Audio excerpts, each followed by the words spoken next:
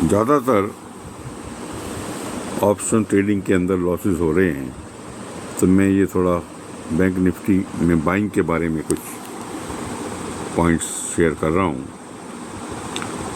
कि भी एक तो हमें पॉइंट 1 है कि by the option deep in the money, वो अच्छा रहता है। उसके अंदर जो टाइम डिके जो होता है, जो कॉन्ट्रैक्ट वैल्यूज़, जैसे मार्केट कई बार हॉरिजॉन्टली खड़ी रहती है तो उसके अंदर डिके जो है ना, if you are deep in the money तो डिके थोड़ा कम होता है। तो आपको जो 10, 20, 30 रुपये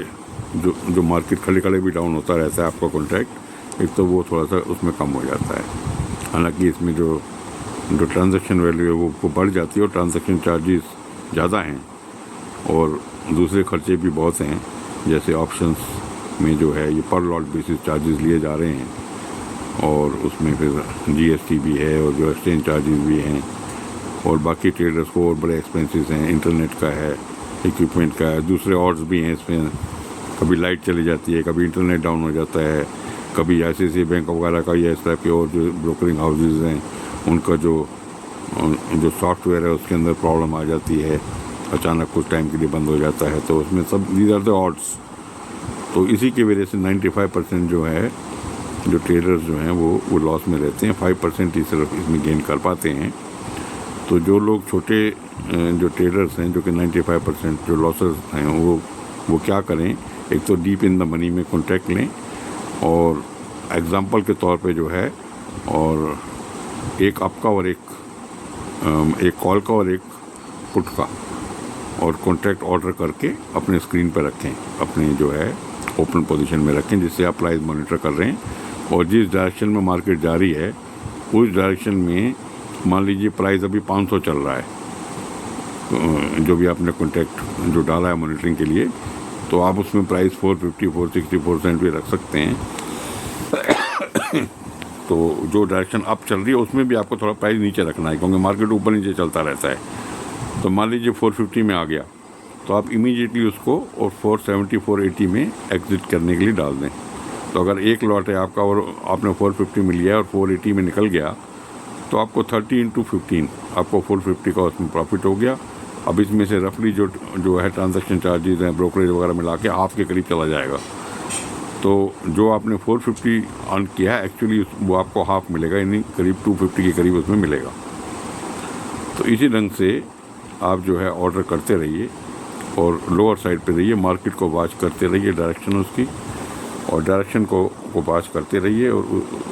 जो डायरेक्शन ऊपर की तरफ जा रही है उसी डायरेक्शन को फॉलो करते हुए और थोड़ा नीचे की तरफ प्राइस रखिए, जो ये नीचे की तरफ टच करेगा आपको मिल जाएगा और उसमें 20-30 रुपये बढ़ा के आप उसको एग्जिट करते रहिए। और कभी भी बहुत सारे जो लॉट्स लेके उसको काफ़ी टाइम के लिए नहीं रखना है। और कभी जैसे मान लीजिए आप थोड़ा फिर बड़े लॉट्स में जो 90 है या 120 या 150 में फंस गए हैं और मार्केट अगेंस्ट जा रहा है, तो एक 50% रूल को फॉलो करिए। तो 50% अगर आपके पास 90 है मान लीजिए लॉट, तो 45 जो है बैंक निफ्टी आप एग्जिट कर जाइए। उसके बाद फिर दोबारा मॉनिटर करिए, अगर मार्केट दोबारा से आपकी डायरेक्शन में जा रही है तो दोबारा बाई कर सकते हैं लोअर प्राइस पे, और नहीं तो दूसरी डायरेक्शन में जाके अब दूसरी डायरेक्शन में चल पड़ो। तो ये इस ढंग से थोड़ा सा आप करके दोनों डायरेक्शंस की तरफ वॉच करते हुए और थोड़ा थोड़ा ई लॉट्स लेके 15 का, 20, 30 का, 40, 45 का, 60 का और थोड़ा थोड़ा करते रहिए। और इस ढंग से आप मान लीजिए अपने एंड ऑफ द डे में और 4000 रुपये का प्रॉफिट कर लिया, तो उसमें से STT वगैरह इतने हैवी और इस बार कर दिए गए हैं जो कि एक ये अनफेयर है ट्रेडर्स के लिए, और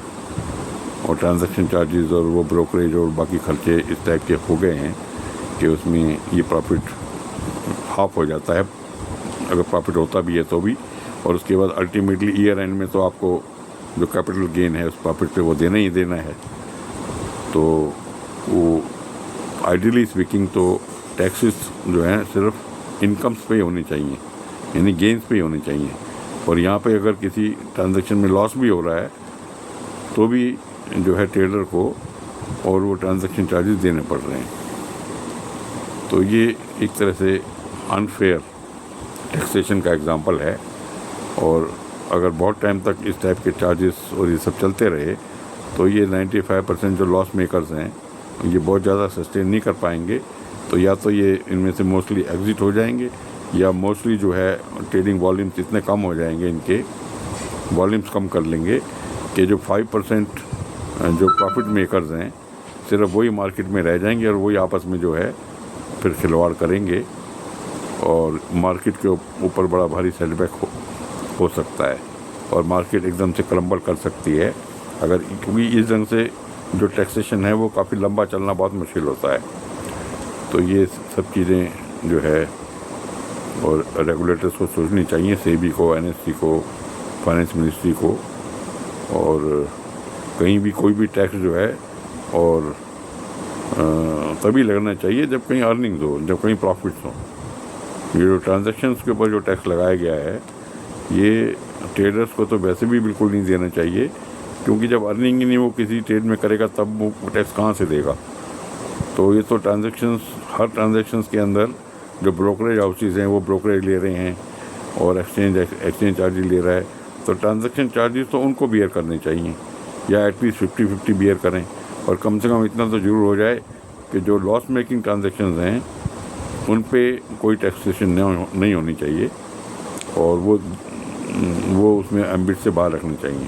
तो इसके बारे में सॉफ्टवेयर को ज़रूर अमेंड, एनएससी को और सेबी को, फाइनेंस मिनिस्ट्री को अपने इसको रिव्यू करना चाहिए। और अगर शेयर मार्केट को हेल्दी ढंग से रखना है तो ये बहुत ज़रूरत है, वरना धीरे धीरे 1, 2, 3, 4 साल के अंदर जो है वॉल्यूम्स ड्रास्टिकली लो होने का चांस है, और 5% जो विनिंग प्लेयर्स हैं वही मार्केट में रह जाएंगे, बाकी धीरे धीरे इतने कम वॉल्यूम्स हो जाएंगे वो प्रैक्टिकली नील के बराबर हो जाएंगे। तो ये सब चीज़ें ध्यान में रखनी चाहिए। तो लोगों ने लाखों रुपए इसमें गंवा के, क्योंकि उनको नॉलेज नहीं है और जो बड़ी मुश्किल से प्रॉफिट भी कमाते हैं, तो उसमें 50% जो है और वो जो है इस टाइप के चार्जेस में चला जाता है, और बाकी जो 50% बचता है वो तो सेबी भी अपने उसमें जो है शुरू में ही वो सबको ये वार्न करके जो मैसेज आता है सेबी का कि भी इतने % लोग लॉस कर रहे हैं, और जो प्रॉफिट भी कर रहे हैं उसका भी करीब 35-40% जो है टैक्सेस में चला जाता है, टैक्सेस में और बाकी एक्सपेंसेस में चला जाता है। तो इसके बारे में तो ज़रूर जितने लोग भी इससे कंसर्न्ड हैं ज़रूर इसमें मीटिंग्स करें। सेबी है, एनएससी है और फाइनेंस मिनिस्ट्री है, और जल्दी से जल्दी जो है जो एक्सेसिव चार्जेस वो ख़त्म हो जाने चाहिए, और ब्रोकरेज हाउसेस को चाहिए कि वो अपना प्रॉफिट्स को और रिस्ट्रिक्ट करें, और जो है जो मंथली ब्रोकरेज प्लान्स हैं वो दोबारा वापस आ जाने चाहिए, क्योंकि जो पर लॉट बेसिस का जो ब्रोकरेज है वो बहुत हैवी पड़ता है, तो वो भी हैवी है, और प्लस एसटीडी भी डबल हो गया है। तो इन सब चीज़ों की वजह से ये बहुत डर की बात है अब आगे कि ट्रेडिंग वॉल्यूम्स जो है अगले 6 महीने में, साल में ऐसा लगता है कि दे में reduce below 50% and may be even 20%। तो ये सब चीज़ें देखने की हैं, पर जो छोटे ट्रेडर्स हैं वो इस चीज़ को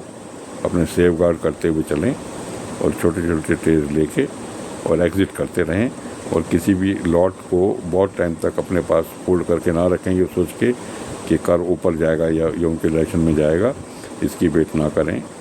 क्योंकि कर्व एक बार कहीं पहुंच जाता है तो ज़रूरी नहीं है कि वो फिर अपने आपके डिज़ायर डायरेक्शन में आए।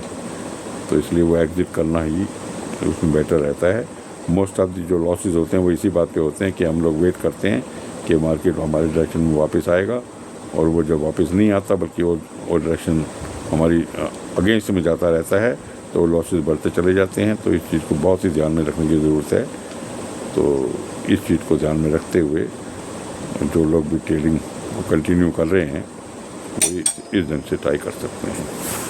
तो मैंने अपने व्यू शेयर किए हैं, मैंने भी बहुत इसमें ह्यूज लॉसेस किए हैं,